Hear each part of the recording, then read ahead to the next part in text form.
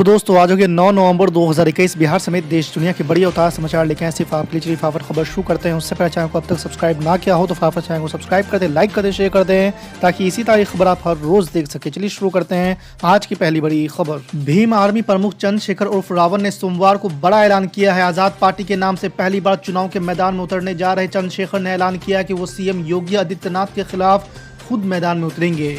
आपको बता दें कि यूपी की सभी 403 सीटों पर चुनाव लड़ने की घोषणा कर चुके चंद्रशेखर ने गठबंधन पर भी अपनी स्थिति साफ की है। एनडीटीवी से बातचीत में चंद्रशेखर ने कहा कि जहां से भी योगी आदित्यनाथ चुनाव लड़ेंगे वहीं से वो भी मैदान में उतरेंगे। चंद्रशेखर ने कहा कि चुनाव लड़ने का फैसला पार्टी की कोर कमेटी करती है। अगर आप मेरी इच्छा पूछेंगे तो मैं वहीं से चुनाव लड़ूंगा जहां से यूपी के सीएम योगी आदित्यनाथ लड़ेंगे। उन्होंने कहा कि पिछले 4.5 साल में उन्होंने जिस तरह से लोगों पर अत्याचार किए हैं उसका बदला लेने के लिए उनके खिलाफ चुनाव लड़ूंगा और उन्हें विधानसभा में घुसने नहीं दूंगा। दूसरी बड़ी खबर, तेलंगाना के मुख्यमंत्री के चंद्रशेखर राव ने सोमवार को कहा कि जब भी उन्होंने भारतीय जनता पार्टी को अपना समर्थन नहीं दिया उन्हें देशद्रोही करार दिया गया। राव, जिन्हें केसीआर के नाम से भी जाना जाता है, उन्होंने आगे कहा कि भाजपा ने केंद्र में सत्तारूढ़ खेमे के खिलाफ बोलने वालों को देशद्रोही करार दिया है। सत्तारूढ़ तेलंगाना राष्ट्र समिति के प्रमुख राव ने नरेंद्र मोदी के नेतृत्व वाली सरकार के 2 करोड़ नौकरियों के वादे के बारे में भी सवाल पूछा है। राव का दावा है कि उनके प्रशासन ने 1.35 लाख लोगों को रोजगार प्रदान किया है। अन्य 70,000 लोगों को भी जल्द ही रोजगार दिया जाएगा। तीसरी बड़ी खबर, संसद का शीतकालीन सत्र 29 नवंबर से शुरू हो सकता है। संसदीय मामलों में मंत्रिमंडल समिति ने संसद का शीतकालीन सत्र 29 नवंबर से 23 दिसंबर तक आयोजित करने की सिफारिश की है। सूत्रों ने सोमवार को ये जानकारी दी। आपको बता दें कि कोविड-19 महामारी के चलते पिछले साल संसद का शीतकालीन सत्र नहीं हुआ था और बजट सत्र और मानसून सत्र को भी छोटा कर दिया गया था। चौथी बड़ी खबर, पश्चिमी उत्तर प्रदेश की राजनीति में पल पल समीकरण बदल रहे हैं। एक तरफ किसान आंदोलन के बाद से राकेश टिकट इफेक्ट के चलते भाजपा को नुकसान पहुंचने के कयास लगाए जा रहे हैं, तो वहीं समाजवादी पार्टी और आरएलडी जैसे विपक्षी दलों ने गठबंधन कर इस पर काम करना शुरू कर दिया है। इस बीच भाजपा ने भी अपनी तैयारियां तेज कर दी है और राकेश टिकट इफेक्ट के काट के लिए नया तरीका अपनाया है। आपको बता दें कि सोमवार को सीएम योगी आदित्यनाथ ने शामली जिले के किराना पहुंचकर उन लोगों से मुलाकात की जो पलायन कर गए थे और बीते कुछ सालों में वापस लौटे हैं। इस मुलाकात में सीएम योगी आदित्यनाथ ने अपराधियों पर लगाम कसने, बिना तुष्टीकरण के काम करने और आम लोगों को सुरक्षा मुहैया कराने के अपने वादे को फिर से दोहराया है। पांचवी बड़ी खबर, आर्यन खान ड्रग केस में एनसीबी अधिकारी समीर वानखेड़े पर एक के बाद एक कई आरोप लगाने की वजह से चर्चा में छाए महाराष्ट्र के मंत्री नवाब मलिक ने नोटबंदी को लेकर प्रधानमंत्री नरेंद्र मोदी पर हमला बोला है। नोटबंदी के 5 साल पूरे होने के मौके पर एनसीपी नेता नवाब मलिक ने कहा है कि पीएम नरेंद्र मोदी ने 3 महीने मांगे थे और आज तक ना ही काला धन वापस आया और ना ही आतंकवाद खत्म हुआ है। आपको बता दें कि नोटबंदी के 3 साल होने के मौके पर नवाब मलिक ने ट्वीट किया कि आज नोटबंदी को 5 साल पूरे हो गए हैं, ना काला धन वापस आया और ना ही भ्रष्टाचार कम हुआ है और ना ही आतंकवाद बंद हुआ। मोदी जी ने 3 महीने के वक्त मांगे थे, अब वही बता दे कि हमें किस चौराहे पर आना है। छठी बड़ी खबर, सीएम योगी आदित्यनाथ के बयान पर अखिलेश यादव का वार, भाजपा का आचरण और प्रकृति है दंगाई। जी हाँ दोस्तों, आपको बता दें कि किराना में सोमवार की सुबह योगी आदित्यनाथ ने मुजफ्फरनगर दंगे की याद दिलाते हुए समाजवादी पार्टी पर कई हमले किए। बिना अखिलेश यादव का नाम लिए यहाँ तक कहा कि दंगाइयों को सीएम आवास में बुलाकर सम्मानित किया जाता था। योगी आदित्यनाथ के आरोपों के बाद सपा प्रमुख अखिलेश यादव ने भी पलटवार किया है। अखिलेश यादव ने कहा कि भाजपा ने अपने अब तक के कार्यकाल में प्रदेश में सिर्फ अव्यवस्था और अराजकता फैलाने के अलावा दूसरा कोई काम नहीं किया है। उसका आचरण और प्रकृति दंगाई किस्म की है।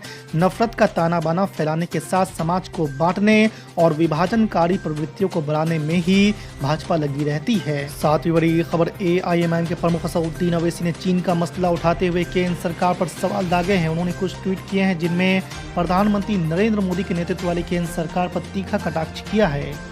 ओवैसी ने लिखा कि 2014 से पहले मोदी कहते थे कि समस्या सरहदों पर नहीं, समस्या दिल्ली में है। ये पहले से कहीं ज्यादा सच है। तब गुजरात के सीएम मोदी राष्ट्रीय सुरक्षा की बड़ी बड़ी बातें करते थे, लेकिन अब पीएम मोदी चीन का नाम तक नहीं लेते। क्या हुआ, ये हिचकिचाहट क्यों? ओवैसी ने कहा है कि हम चीन भारत संबंधों और सीमा पर स्थिति पर पूर्ण संसदीय बहस की मांग करते हैं। उनके अब्बा को, योगी जी आशीष के अब्बा जान को नहीं हटाएंगे? क्या तुम ही बोल सकते अब्बा जान, हम हमारी मुंह में जबान नहीं है? क्या नरेंद्र मोदी आशीष के अब्बा जान को नहीं हटाएंगे आप? मोदी जी क्यों नहीं हटाएंगे अब्बा जान को? आप हटाना चाहिए ना अब्बा जान को। आप तो बोलते हैं कि मैं कोई चीज को, गलती को बर्दाश्त नहीं करता।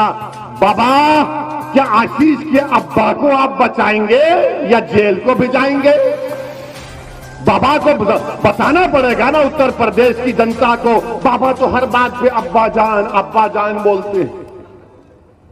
अब ये अब्बा जान मंत्री बनकर बैठे, देश की सुरक्षा के मंत्री हैं।